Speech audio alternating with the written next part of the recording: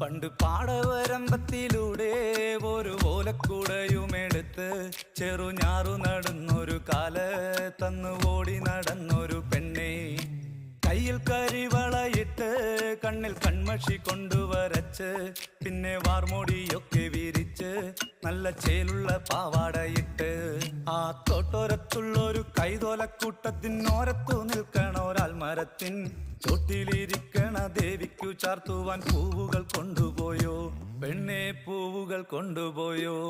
പണ്ട് പാടവരമ്പത്തിലൂടെ ഒരു ഓലക്കുടയുമെടുത്ത് ചെറുഞാറു നടന്നൊരു കാല് തന്നു ഓടി നടന്നൊരു പെണ്ണെ. കയ്യിൽ കരിവളയിട്ട് കണ്ണിൽ കൺമഷി കൊണ്ടുവരച്ച് പിന്നെ വാർമോടിയൊക്കെ വിരിച്ച് നല്ല ചേലുള്ള പാവാടയിട്ട്